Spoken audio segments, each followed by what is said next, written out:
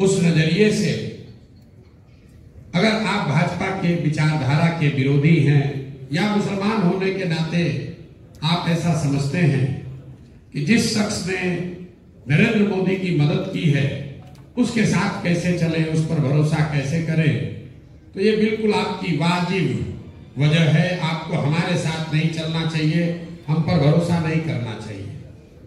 लेकिन अगर आप मेरे परिचय का ये हिस्सा जानते हैं कि 14 में मैंने मोदी जी का अभियान चलाया है, तो आप में से कुछ लोगों को यह भी पता होगा कि 2014 से लेकर 2021 तक इस देश में जहां कहीं भी मोदी भाजपा हारा है, हराने वाला कोई भी हो, चाहे वो बिहार में महागठबंधन हो, पंजाब में कांग्रेस हो, तेलंगाना में केसीआर हो या बंगाल में ममता बनर्जी हो, हराया चाहे जिसने भी हो, उन सब के पीछे भी इसी प्रशांत किशोर ने कंधा लगाया।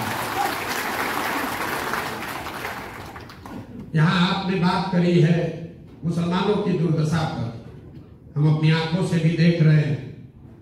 लोग सच्चर कमेटी में पढ़ते हैं, यहाँ बड़े बड़े दानिश्वर बैठे हुए हैं, बड़ी बड़ी बातें आपने कही। आप कह रहे हैं कि आपकी हालत ये क्यों है, कोई हमको अपना रहनुमा बनाना चाहता है, कोई पूछ रहा है कि आप बताइए पहले क्या कीजिएगा तब आप पर भरोसा करेंगे। किसी ने अपना मोहब्बत का पैगाम ही पूरा पढ़ दिया। मुसलमानों की ये जो दुर्दशा है, ऐसी किसी ने सही कहा कि ऐसी बैठकें पहले भी होती रही हैं, आगे भी होगी। इससे मुसलमानों की दुर्दशा नहीं सुधरने वाली। जब तक आप ये नहीं समझिएगा कि आपकी इतनी दुर्दशा है क्यों, इसलिए नहीं है कि आपकी संख्या कम है, इसलिए नहीं है कि नेताओं ने आपको ठगा है। नेताओं ने जितना आपको ठगा है उतना समाज के दूसरे हिस्से को भी ठगा है। आपकी दुर्दशा इसलिए है कि आपके कौम के सबसे बड़े रहनुमा पैगंबर साहब ने कहा कि जिस कौम को अपने रहनुमाओं की समझ ना हो उसके ऊपर जालिम हुक्मरानों को मुसल्लत कर दिया जाता है। आप वो कौम हैं, आप वो कौम हैं जिसको अपने रहनुमाओं की समझ ही नहीं है, वो समझ बनी ही नहीं।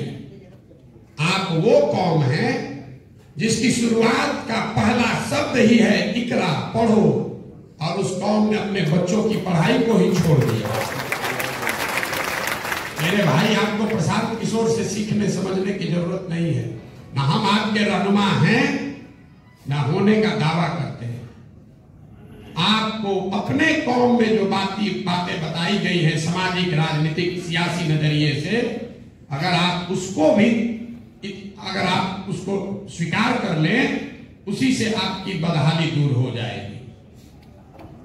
जब मैं कह रहा हूं कि आपको अपने रहनुमाओं की समझ नहीं है, ज्यादातर लोग यहां कहेंगे भैया विकल्प नहीं है।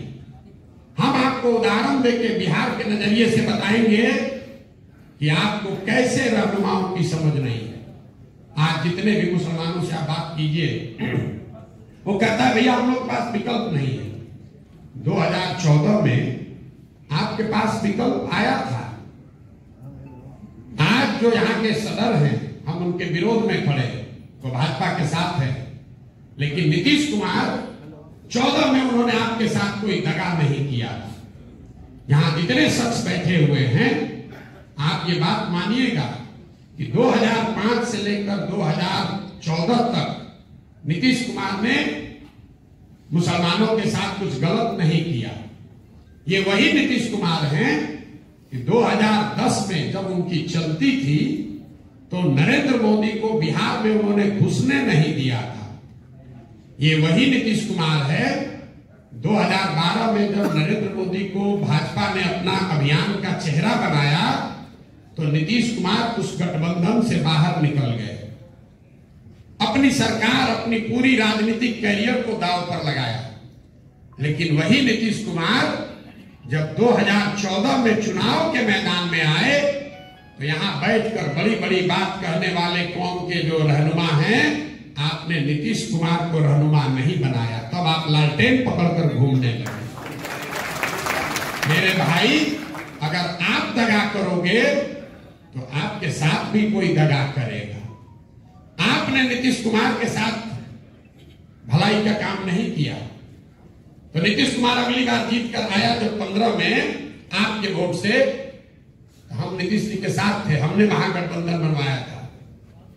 नीतीश जी हमको हमेशा कहते थे, प्रशांत जी कुछ भी कह लीजिए, मुसलमान हम लोग के साथ रहेगा नहीं। तो जैसे ही उनको मौका लगा, आपको ठग कर भाजपा की ओर चला गया। लेकिन मुसलमानों की राजनीतिक सलाहियत को आप देखिए, वही नीतीश कुमार अभी 1.5-2 साल पहले फिर भाजपा को छोड़कर महागठबंधन में आ गए, इंडिया अलायंस बनाए, और सारे मुसलमानों को लगा कि अब यही नया रहनुमा है जो हम लोग को देश में बचाएगा। अब